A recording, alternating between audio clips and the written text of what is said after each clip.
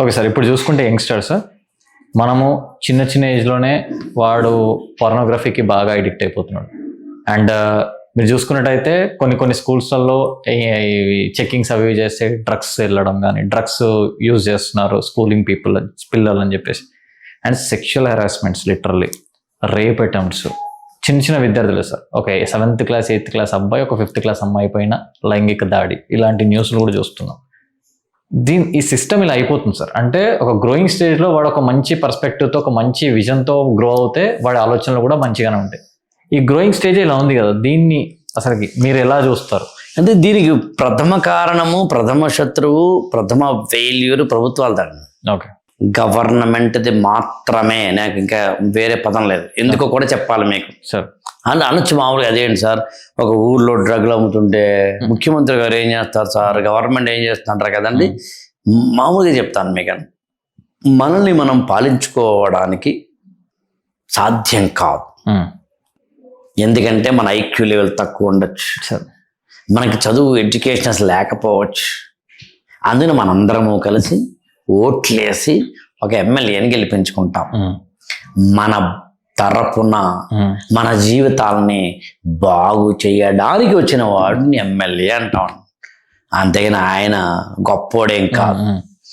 మనందరి జీవితాలని బాగు చేయమని ఇంతమంది ఎమ్మెల్యేలను చట్టసభకి పంపించి వారిలో కొంతమంది మంత్రులై, వారిలో ఒకరేమో ముఖ్యమంత్రి, అక్కడి నుంచి ఐఏఎస్ ఐపీఎస్ ఆఫీసర్లకు సంబంధించిన ఏదైతే రాజ్యాంగబద్ధమైన పాలనా వ్యవస్థ ఉంటుందో ఇదంతా కలిపితే ప్రభుత్వము అంటాం మనం.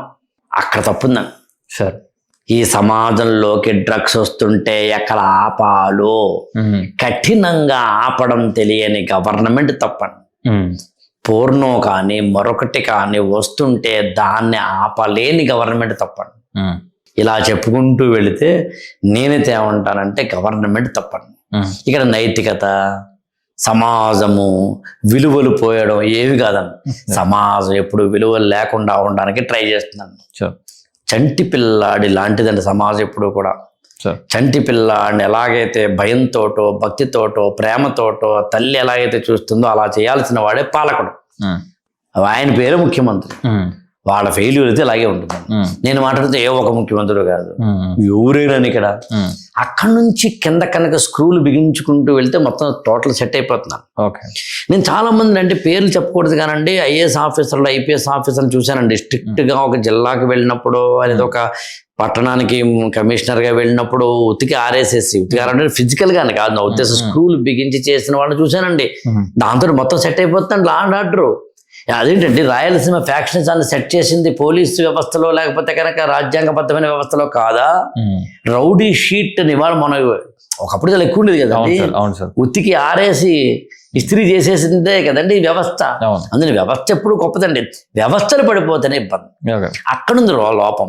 అందుకని నేనైతే ఉండనంటే ఒక 10th క్లాస్ పిల్లవాడు, 8th క్లాస్ పిల్లవాడు హెరాస్మెంట్ చేస్తున్నాడు, లేదా చేయబడుతున్నారు, లేకపోతే కనుక డ్రగ్స్, సిగరెట్లు, లేకపోతే మరొకటి పోర్న్ చూస్తున్నారు అన్నప్పుడు పైనుంచి కింద దాకా అంటే ఇది రాజుగారి 7 చేపల కథ లాంటిది అనమాట అండి. చేప ఎందుకు ఎండలేదు అంటే ఏదో గడ్డట్టు వచ్చిందంటే అని చెప్పినట్టుగా వాడు వాడి మీద వేసేసి తప్పించి కానీ పైనుంచి కిందకేనండి.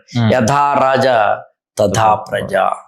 ఇవాడు ఎంతమందికి తెలుసునండి, ఏ ఎమ్మెల్యేకి తెలుసునండి తన నియోజకవర్గంలో తన యొక్క నియోజకవర్గపు ప్రజల బాగోగులు చూడాలని ఏ ఎమ్మెల్యేకి తెలుసునండి? నిస్సిగ్గుగా బతికేస్తున్నారండి వీళ్ళు ఎమ్మెల్యేలు ఏంటండి. నీ నియోజకవర్గం నేను మాట్లాడుతున్నాను, ఎక్కడో కూడా కాదు. దానికోసం నువ్వేమి త్యాగాలు చేసేక్కర్లేదు. నీ నియోజకవర్గం నేను మాట్లాడుతుంది రోడ్ల గురించి కూడా కాదు. ఆ రోడ్లు వేయాలన్నా, బిల్డింగ్లు కట్టించాలన్నా, ఫ్లైఓవర్లు XYZ వేయాలన్నా కావాలంటే you have to take from the government అనుకుందాం. నీ నియోజకవర్గంలో అన్ని స్కూళ్ళకి నువ్వు వెళ్ళి ప్రతి స్కూల్ తోటి మాట్లాడి, నీ నియోజకవర్గంలో ప్రతి హెడ్ మాస్టర్ తోటి మాట్లాడి, పేరెంట్స్తో మాట్లాడి నువ్వు మోటివేట్ చేస్తే ఎందుకు ఎవరండి? Do you have that calibre? నీకు ఎప్పుడు అది తప్ప అక్కడ ఉన్న చెరువును కబ్జా చేయాలా, ఇక్కడ ఉన్న ల్యాండ్ కబ్జా చేయాలా, ఈ బతుకే తప్పించగా. సో అలాంటి వ్యవస్థలోకి మనం వెళ్ళిపోయామండి. ఇంక ఈ వ్యవస్థ బయట కూడా పడవ మీరేం బెంగెట్టుకోకండి. అబ్బే ఇంకా ముందు చాలా దారుణాలు ఉంటాయి. అన్నీ కుళ్ళిపోయిన తర్వాత మళ్ళీ మంచి రావాల్సింది, అంతవరకు వెయిట్ చేయాల్సింది.